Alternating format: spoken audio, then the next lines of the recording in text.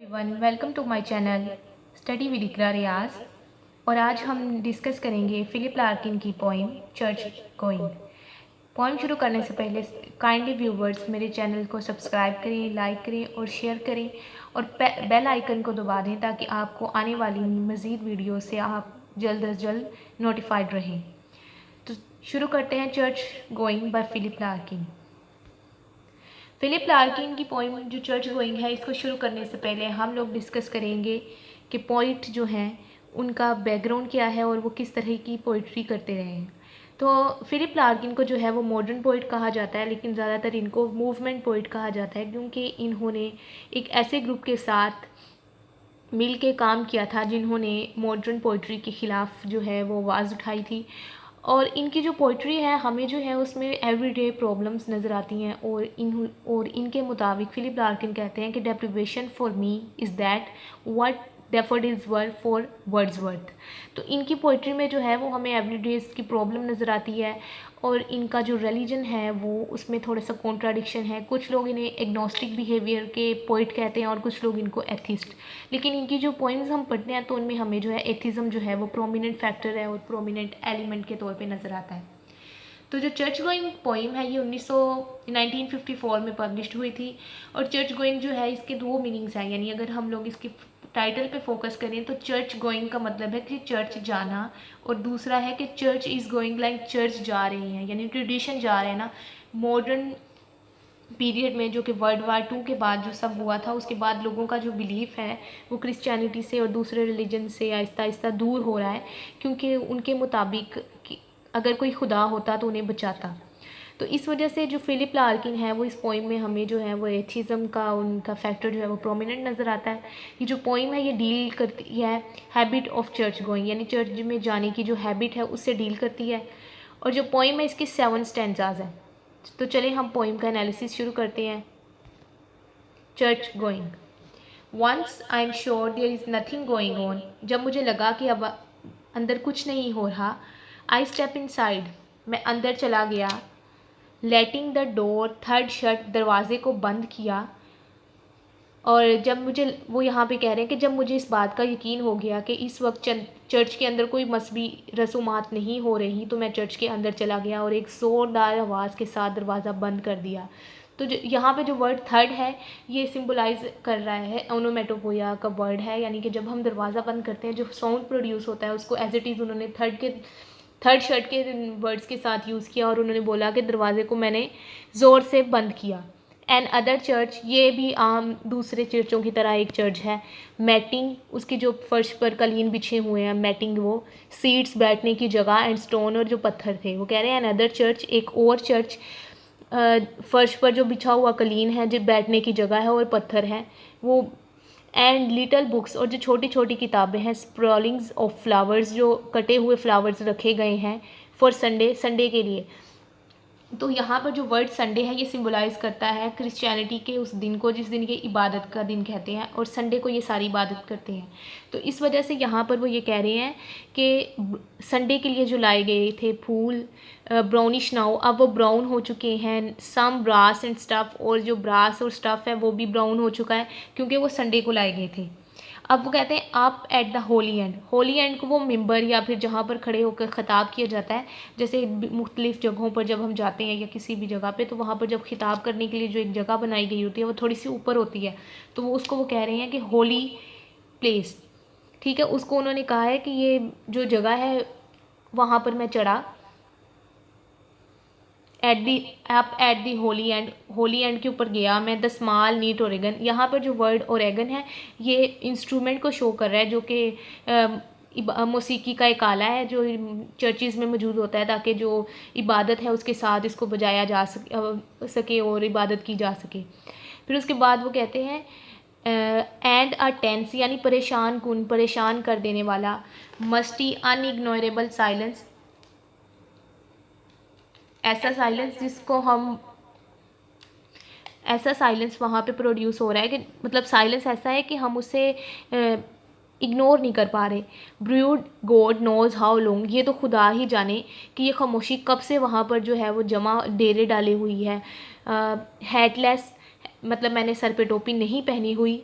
मैं चूँकि मैंने हैट नहीं पहनी हुई, वो कह रहे हैं I take off my cycle clips, तो मैंने हैट तो मैंने पहनी नहीं हुई तज़ीम के लिए जो मैं उतार दूँ, तो इसलिए मैंने बेदिली से यानी अपने ना माई क्लिप्स इन ऑकवर्ड रेफरेंस, यानी ऑकवर्ड मतलब बेदिली के साथ इजहार एहतराम के लिए मैंने अपने साइकिल क्लिप्स उतार दिए। मूव फॉरवर्ड, फिर मैं आगे बढ़ा। Run my hand round the font, और फिर मैंने शीशे के मर्तबान पर अपना हाथ फेरा जिसमें पानी रखा जाता है, जो कि पानी रखने के लिए जो मर्तबान रखा जाता है, कह रहे हैं कि मैंने उसके ऊपर हाथ फेरा। फ्रॉम वेयर आई स्टैंड, जहाँ पर मैं खड़ा था। The roof look almost new, वहाँ से जो चर्च की छत है वो बिल्कुल ही नई लग रही थी।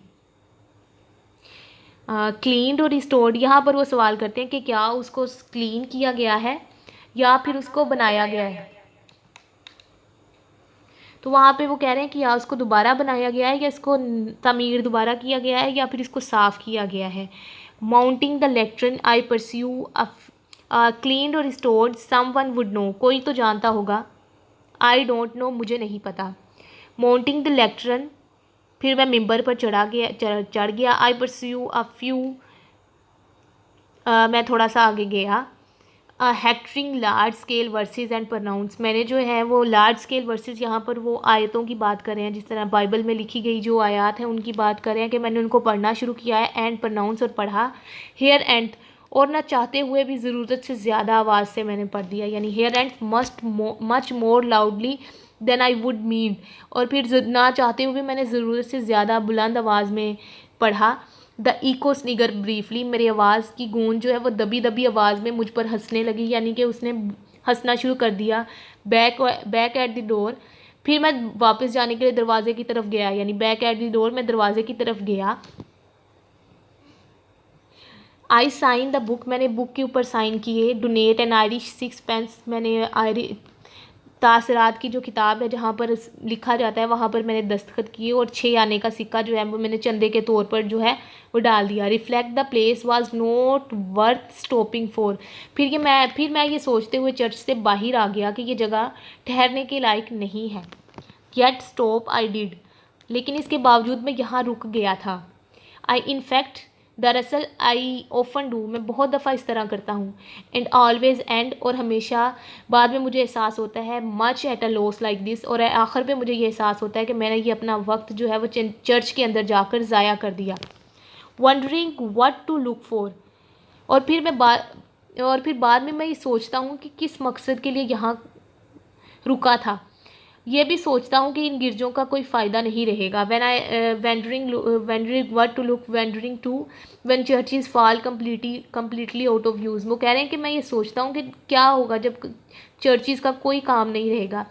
What we shall turn them into, हम इनको किस तरह से कि काम करामत बना सकें, किस तरह से इन चीज़ों से फ़ायदा उठा सकेंगे। इफ़ वी शैल कीप, अगर हमें इन्हें रखना है। अ फ्यू कैथेड्रल्स, कुछ इमारतें और गिरजों की इमारतें। क्रॉनिकली ऑन शो, उनको शो के लिए रख दिया जाएगा। Their parchment plate and pyx in locked cases, मेरा ख्याल है कि कुछ बड़े बड़े और अहम गिरजाघरों को तारीखी असासों के तौर पर दिखाने के लिए म्यूज़ियम बना दिया जाएगा। और इन अजायब घरों में गिरजों की जो मुकद्दस चीज़ें हैं, जैसे ये खाल पर लिखे हुए मजहबी सहीफ़े, प्लेट और अशाइये, जो ये लॉक्ड केसेस हैं, इनके अंदर बंद अलमारियों के अंदर रख दिए जाएंगे। And let the rest rent to rain and sheep, और बाकियों को जो है वो छोड़ दिया जाएगा ताकि वहाँ पर बारिश हो, और बारिश होने से जो है जब वहाँ पे बारिश होगी तो वहाँ पे ग्रासेस वगैरह उगेंगी, तो वो शीप और भेड़े जो हैं उनको यहाँ आकर वो मुफ्त खा सकेंगी चीज़ें। Shall we avoid them as unlucky places, तो क्या लोग इस तरह की मतलब हमें इन चीज़ों को इसी तरह इस जगह को अनलकी प्लेसेस की तरीके से छोड़ देंगे, क्योंकि जब यहाँ पर कोई ज़रूरत हमारी पूरी नहीं होगी तो हमें इनसे कुछ वास्ता नहीं रहेगा, तो क्या ये जगह जो है ये अनलकी प्लेसेस की तरह हम लोग छोड़ देंगे। तो इस पॉइंट में हमने यहाँ तक हमने ये पॉइंट का देखा है। उन्होंने ये बोला है कि मैं चर्च के अंदर गया, वहाँ पर मैंने क्या क्या किया और मैं क्यों आया हूँ चर्च में, और मैं क्या सोच रखता हूँ चर्च के बारे में कि चर्चिज़ की इमारतें जो हैं वो उनका क्या होगा, और अगर उनको हम लोग शोज़ के लिए रख लेंगे तो उसके बाद मतलब उनकी जो चीज़ें हैं उनका हम लोग क्या करेंगे। तो यहाँ तक आज हमने इस पोइम का एनालिसिस किया। नेक्स्ट